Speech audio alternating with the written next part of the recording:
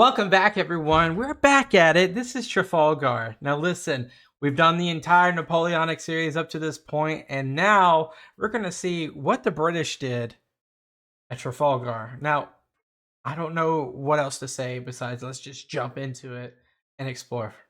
I'm glad you're here. Hit that subscribe button if you haven't already. Let go. An epic history, Drachenfell collaboration. In 1792, the French Revolution sparked a European conflict that would last a generation.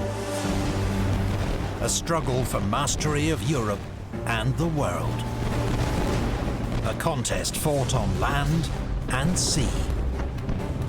In this war of shifting alliances, the most enduring rivalry was between France and Great Britain. Britain could not challenge France on land, but at sea, it was a different matter. And it was greatly metaphored last video. I think the elephant and the whale both are, masters of their own domain. The elephant on land, the whale of sea. It's just so true. Britain's Royal Navy was as dominant on the waves as Napoleon was to prove on land. And in an age when Britain had many skilled naval commanders, like Nelson, one stood out above the rest. Horatio Nelson. Bold, inspiring, and brilliant. For the British, he'd become a national hero and legend. These are the stories of his greatest battles. Trafalgar.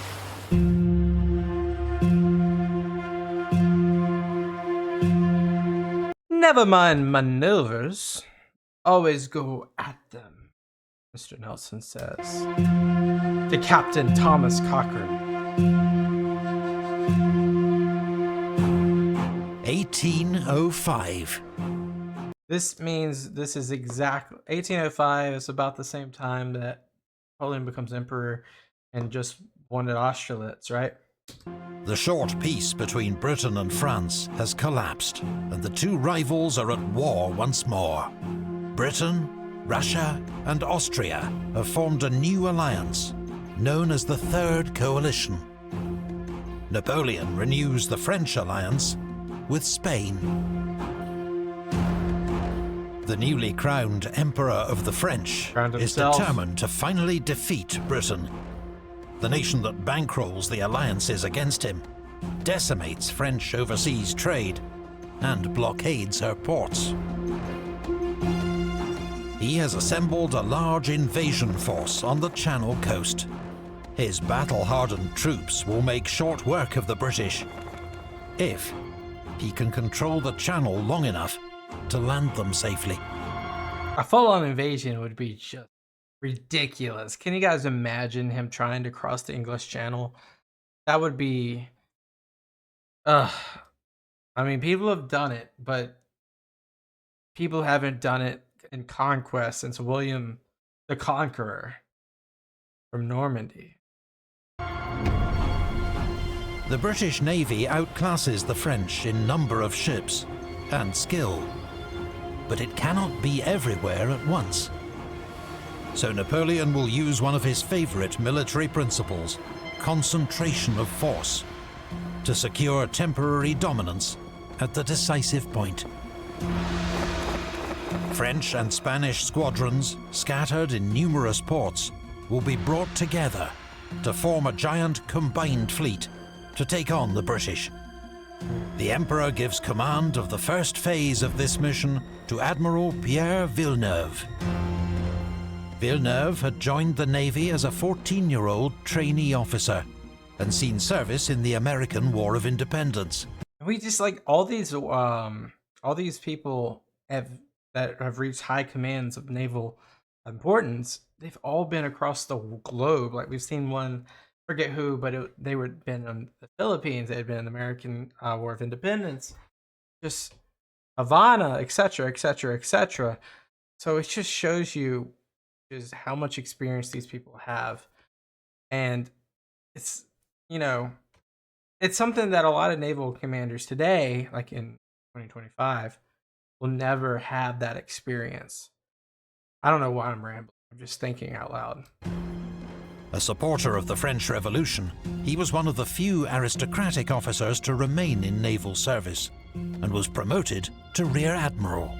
In 1798, he commanded the 80-gun Guillaume Tell at the Battle of the Nile. His was one of the few ships to escape that disaster. He was later captured when Malta fell to the British, but was released when peace was declared. And remember the Battle of the Nile? I think there was like 4 ships that got away out of 13 or something crazy like that. Might even been more than 13, but pretty lucky. But I guess he's the best of the best right now. 1804, the commander of the French Mediterranean fleet dies of a heart attack, and Villeneuve replaces him with the rank of Vice Admiral. Okay. In temperament, Villeneuve could not be more unlike Nelson. In 1805, he writes to the Minister of the Navy, "You will be so good as to recall that I have not asked for command of this squadron. What is more, I have always sought a practical and useful career, as opposed to one filled with glory." You don't see that a lot. You don't see that a lot. Very content individual here, meaning he's also going to be very conservative probably.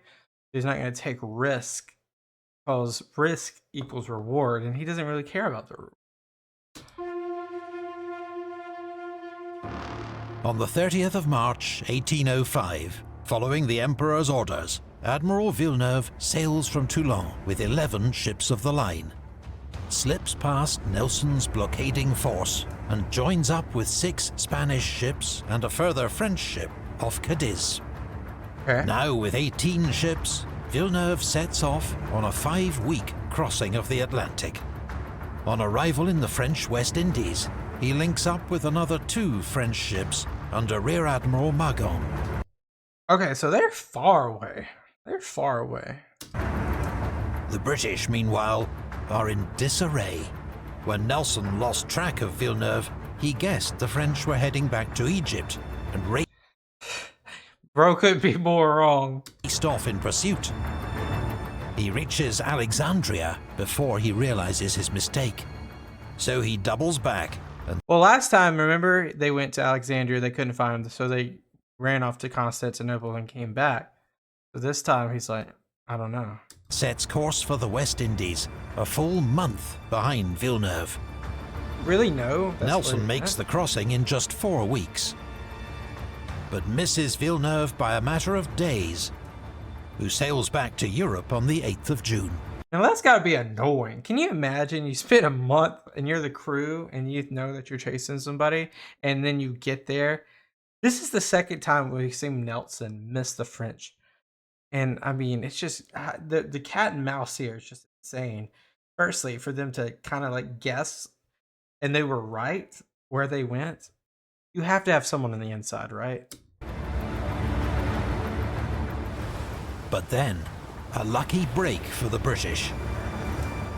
Nelson sends a fast-sailing ship to carry his reports back to England, and by sheer good chance, it spots Villeneuve's fleet in the Atlantic. And do you know how big the Atlantic is? There's got to be like a highway. You know what I'm thinking? That's what I'm thinking. There's got to be a highway where most ships go, and that's how this happened. Because it wasn't just like a random shot. You know, you have your least, in terms of like traversing from here to there, you do have your quickest route possibility, which is probably how they, because that's my first thought, is like, how the heck did y'all find each other in the ocean? But they probably are using the same type of methodologies of traversing the ocean, and the quickest route is like a highway. That's what I'm thinking. Their course is not back to the Med, as Nelson had assumed, but more northerly, towards the Channel. They're pacing them? Vice Admiral Calder, with 15 ships of the line, is put on high alert, and on the 22nd of July, he intercepts Villeneuve off Cape Finisterre. In confused fighting, in heavy fog, the British capture 2 Spanish ships. But Calder fails to prevent Villeneuve reaching the Spanish port of Ferrol. The French admiral then makes a fateful decision. His orders are clear: proceed to Brest and then on to the Channel. But reports of ships to the north persuade him that he is about to be attacked by Britain's powerful Channel fleet. His ships, battered by Atlantic gales and battle, cannot fight again without repairs. So he retreats to Cadiz. Here he is soon blockaded by a growing number of British ships. Not good. Napoleon is furious when he receives this. I'm sorry, Napoleon is always bad. I know I'm joking here, but yeah, This news. Villeneuve does not possess the strength of character to command a frigate, he tells the naval minister. It is nearly autumn, and a cross-channel invasion is now impossible. Villeneuve has failed him, and Napoleon must look for other ways to defeat the British.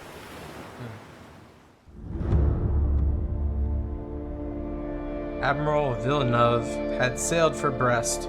My army would have landed. It would have been all over with England. Okay. In late August, Napoleon's troops break camp at Boulogne and march off to face the Austrians and Russians on the Danube. Which, of course, go watch that video we just did that in Austerlitz. It was a brilliant campaign, by the way. In the meantime, he sends orders to Admiral Villeneuve to sail into the Mediterranean, where he is to support French operations in Italy. But his Franco-Spanish combined fleet is not in good shape. It is short of supplies and men, and blockaded by a powerful British force, now commanded by Admiral Nelson. Villeneuve decides to stay put. But when Napoleon informs him that he is being replaced as commander, the French admiral is finally stung into action. On the 18th of October 1805, he orders the Franco-Spanish fleet to put to sea. Okay. Admiral Villeneuve's combined fleet consists... Dang. I wish these were, I mean, okay, so I get it. Okay, so there's some of these are French and then some of these are Spanish. This, obviously the Spanish one's going to be in Espanol. So you got the French first, then the Spanish. You have 136 guns, and you got 3 that are over 100 that's not 136. How do you lose with that fleet? What's the British got? Consists of 33 ships of the line, 18 French and 15 Spanish. Admiral Villeneuve's flagship is the 80-gun Bucentaure. The Spanish contingent is led by Admiral Gravina aboard Príncipe de Asturias of 112 guns. Nelson had been waiting for the enemy with 34 ships of the line. Yeah, but only 3 over 100, and I mean, it's not that bad. I mean, they have a bunch that's 80 and above too, so okay. But has just had to send 6 to Gibraltar for resupply and refit. Vice Admiral Calder, aboard HMS Prince of Wales, is sent home to face a court-martial for his lackluster performance at Cape Finisterre. Dang. So Nelson's now slightly outnumbered, 27 ships against 33, though he has 3 powerful first-rates, his own flagship Victory, Britannia, and Vice Admiral Collingwood's Royal Sovereign. Both fleets are accompanied by several frigates for scouting and relaying messages. On paper, the Royal Navy is heavily outgunned, but the British know they can rely on superior seamanship and faster gunnery to even the odds.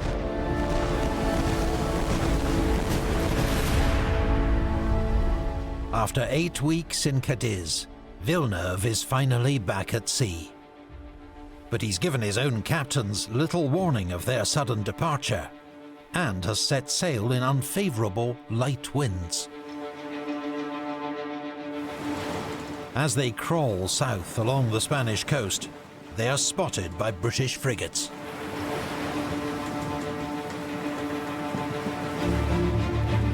They relay news of the enemy's departure to Nelson and the British fleet, patrolling 40 miles offshore.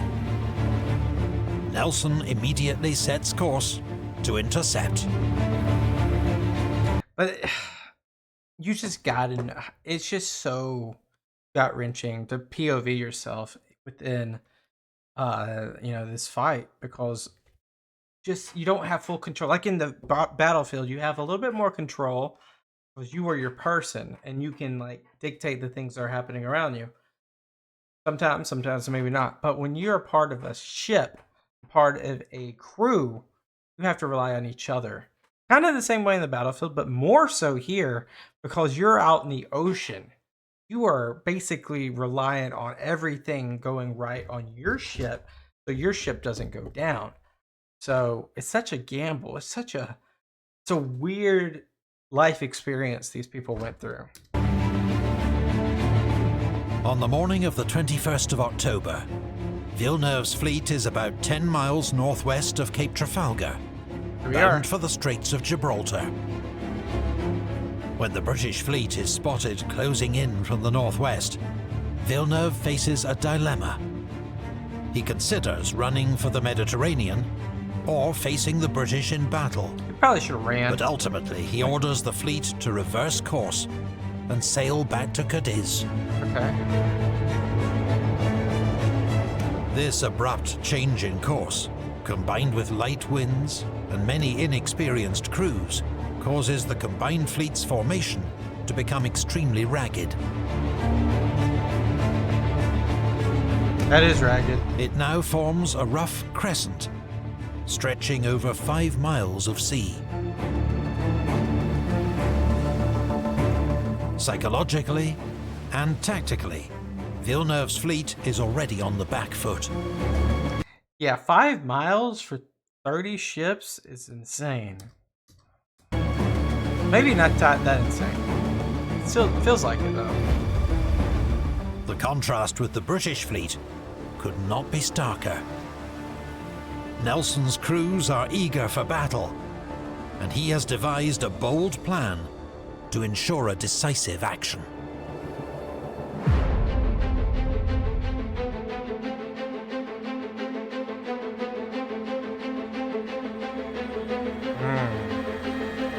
When I came to explain to them the Nelson touch, it was like an electric shock. Vice Admiral Nelson, letter to Lady Hamilton. By 11 a.m., the British fleet is formed up for battle and closing with Villeneuve as fast as the light breeze will allow. Nelson had decided on a basic plan of attack weeks earlier. The orthodox tactic at this time would be to line up his fleet alongside the enemy and trade broadsides with them. But Nelson believes these methods too often lead to an indecisive outcome. Oh, he wants to demolish. Instead, he has decided on the bold but not unprecedented tactic of attacking in 2 columns. These will pierce the enemy line and split their fleet into sections to be overwhelmed and defeated in close action.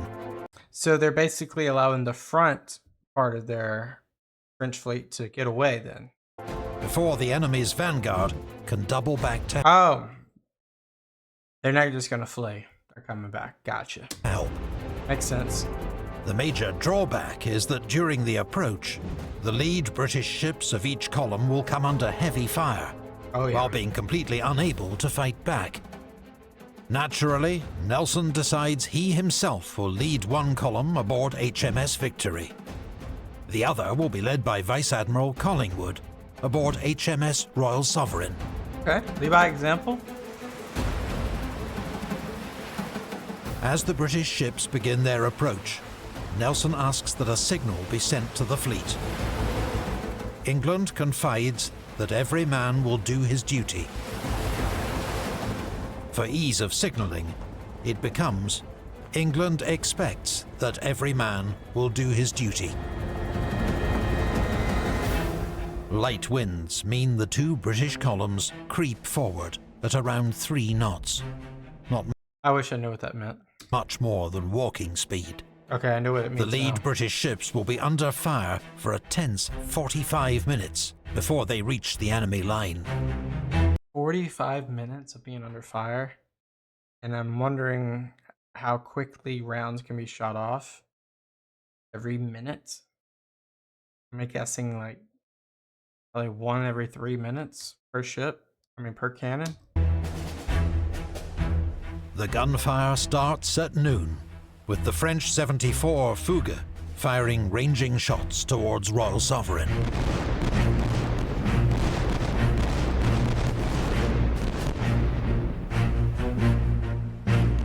Gradually, gunfire from the combined fleet builds to a steady thunder.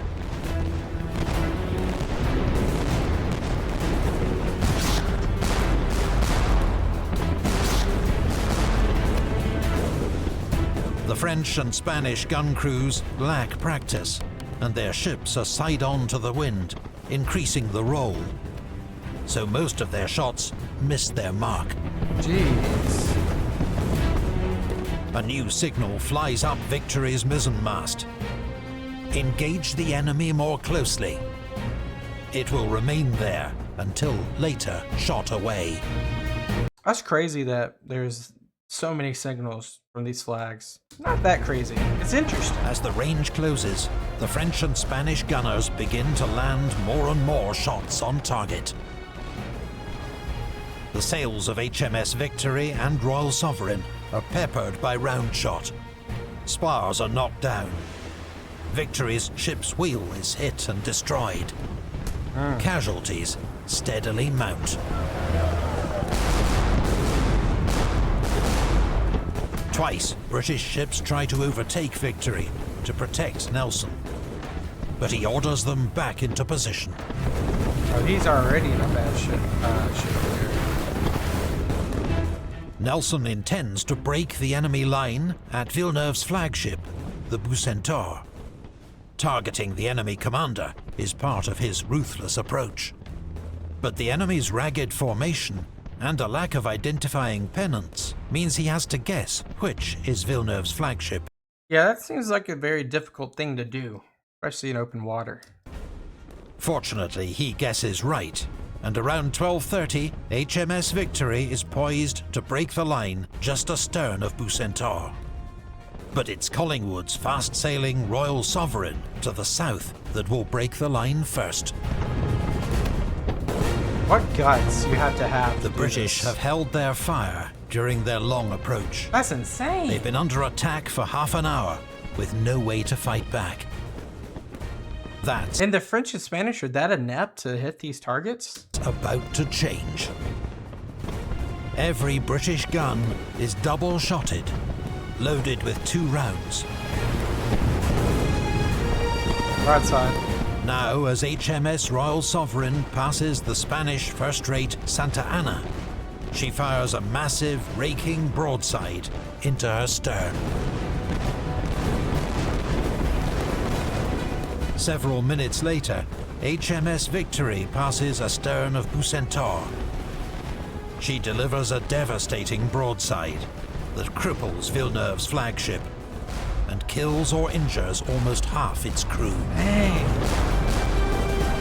Despite these 2 powerful blows, the lead British ships are, for the moment, hugely outnumbered and in real danger. Collingwood's Royal Sovereign is under fire from all directions. The second ship of his column, HMS Belle-Isle, has been completely demasted. HMS Mars is also taking punishing fire. HMS Victory has got tangled up with Redoutable, which has a strong complement of French Marines. In intense, close-quarters fighting, the isolated British vanguard must hang on until the rest of their ships can join the action.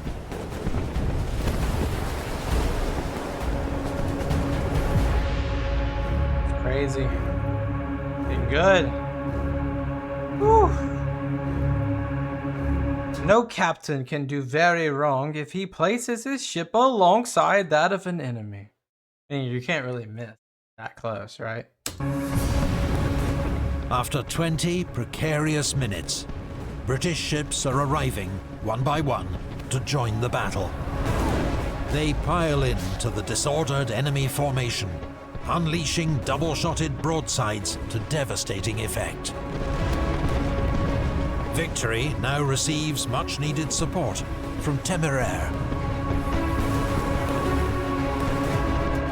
As successive British ships enter the fray, a mass brawl develops.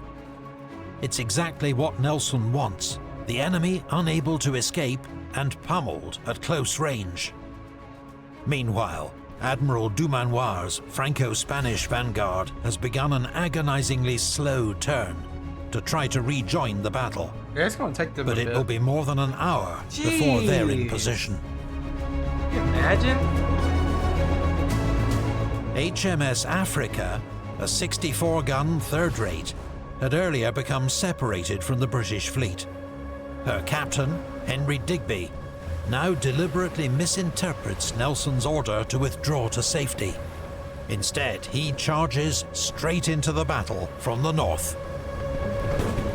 HMS Africa sails alone past the entire enemy vanguard, trading broadsides all the way. Then she joins the attack on the giant Santissima Trinidad of 136 guns. That's who he went up against. Okay. Victory and Redoutable are now locked in a brutal, close-quarters slugging match. British guns smash the French hull to splinters, while Redoutable's crew assemble on deck to board Victory.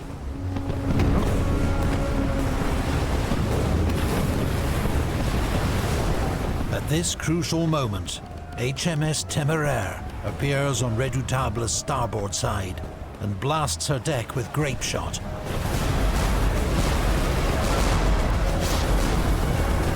The French boarding party is mown down.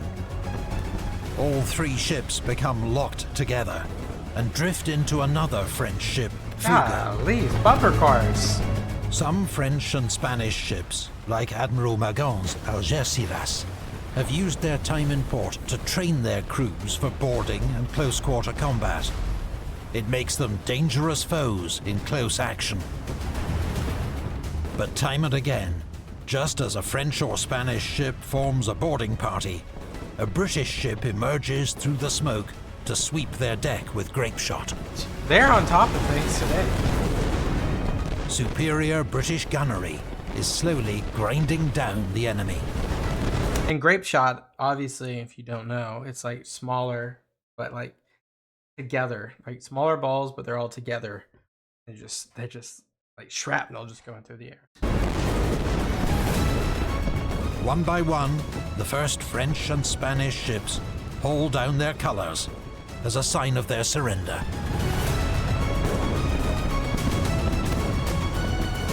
At the height of the battle, a French sniper, perched high on Redoutable's mizzenmast, spots the British commander on the quarterdeck of HMS Victory. Nelson is easily distinguished by his bright decorations, which, against advice, he has refused to remove. Now, he is struck by a single musket ball, which plunges into his shoulder and down through his spine. "They finally succeeded," Nelson exclaims. "I am dead." He is carried below for medical treatment, Right. where he's brought frequent reports on the progress of the battle. It is now 3 hours since battle was joined. To the south, the French 74 Achille, under fire from multiple ships, has caught fire. While to the north, Dumanoir's vanguard is finally in position to join the battle. They're back. It took longer than an hour, too. But only Intrépide makes a determined attack. The other ships fire a few ineffective long-range shots, They don't want to get involved. Come on, guys. Let's be honest. Look how far off they are. then veer away, rather than engage the British in close action. One captured Spanish crew, witnessing this conduct, is so enraged that they offer to open fire on their supposed allies. But the French ships soon slip out of range. They can see that Villeneuve's fleet is beaten. More than a dozen French and Spanish ships have now surrendered. And then they'll all, like, this is why the British had a monopoly on the freaking waves. Once they take your ship, they add it to their arsenal. Those that can are escaping. I mean, all people did that, but they did so well. The news reaches Nelson, who hovers between life and death on the orlop deck of HMS Victory. He knows the end is near. He whispers to his old friend and comrade, Captain Hardy, "Take care of my dear Lady Hamilton, and then kiss me, Hardy." A few moments pass. "Thank God I have done my duty," Nelson murmurs, and dies soon after.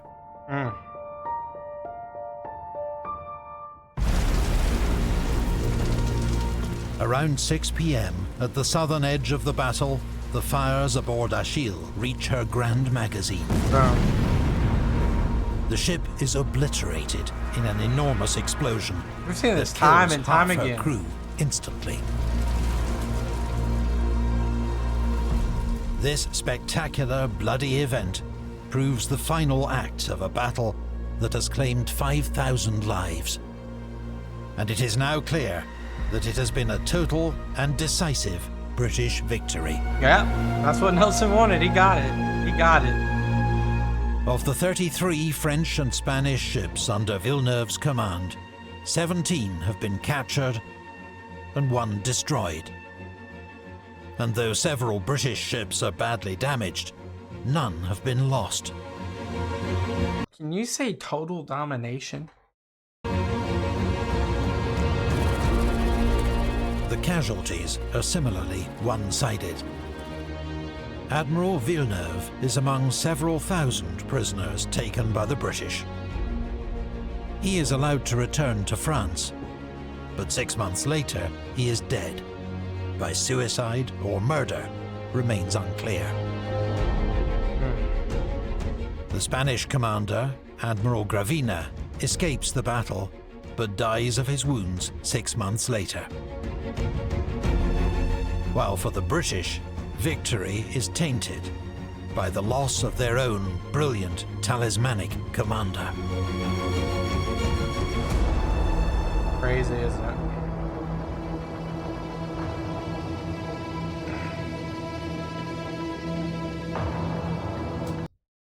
What Nelson had, he did not acquire. It was a gift from nature. Napoleon really likes to talk on St. Helena, though. He wrote a lot there. As he lay dying, Nelson's last order to the fleet had been to drop anchor, fearing bad weather. He was not wrong. A ferocious Atlantic storm soon develops, battering the victorious fleet and its many prizes. The gales howl for days, causing chaos and scattering battle-damaged ships across miles of ocean. The French and Spanish take advantage, trying to retake some of their captured ships. Really? French frigates recapture the Spanish first-rate Santa Ana. 4 captured crews rise up against their British captors and retake their own ships. That's pretty insane. But 3 of these are driven ashore and wrecked. Despite immense efforts, the British save only 4 of their 17 captured prizes. That's insane. The rest are burned or lost to the storm, which probably claims more French and Spanish lives than the battle itself. For the French, there seems no end to the bad news. On sea. 2 not weeks land. later, Admiral Dumanoir and his 4 French ships which had escaped the battle are intercepted by Captain Strachan's squadron off Cape Ortegal.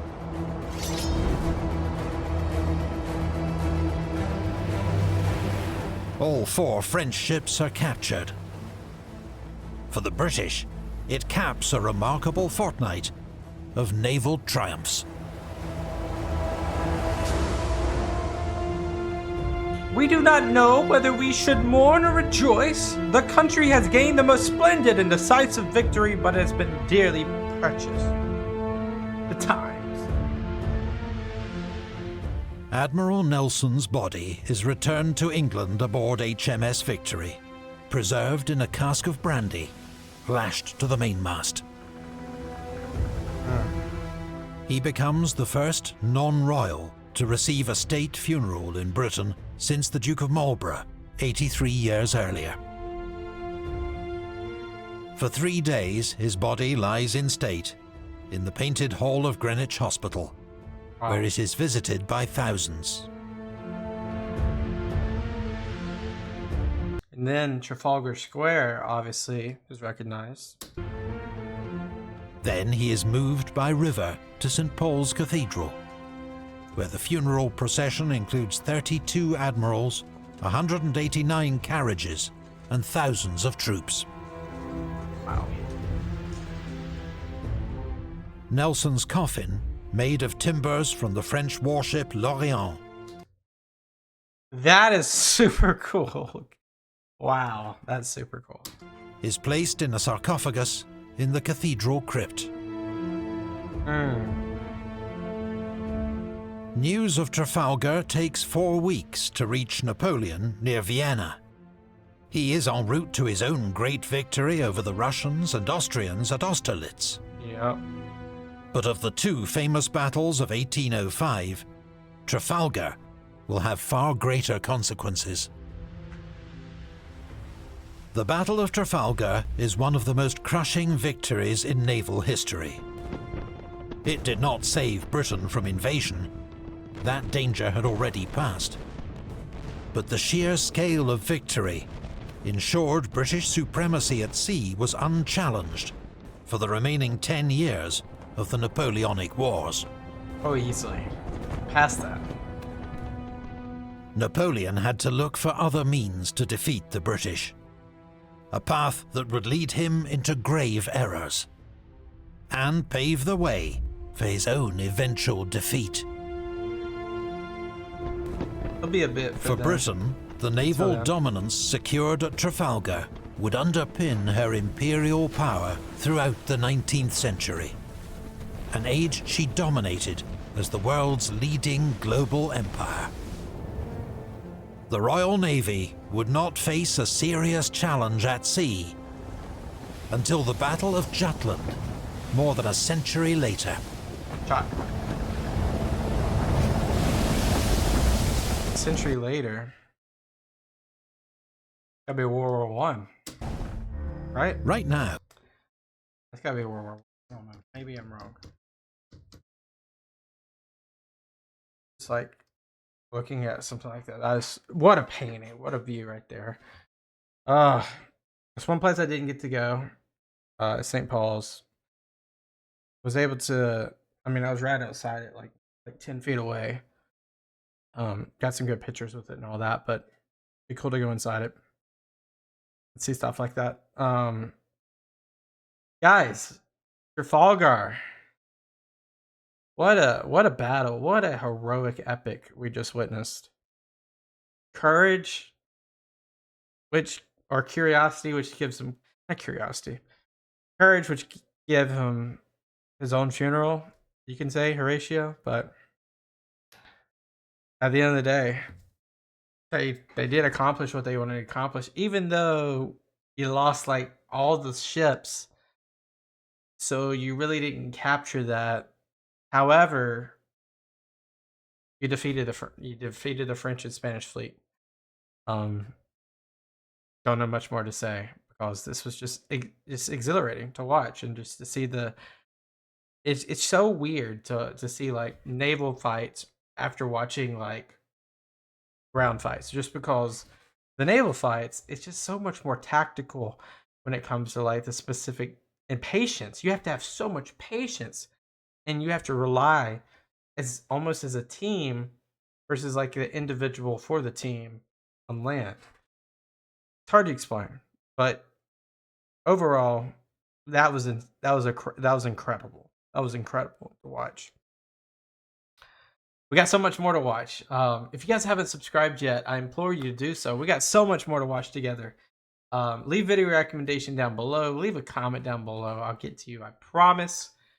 That's all I got, guys. Peace out and have a good one. Bye bye.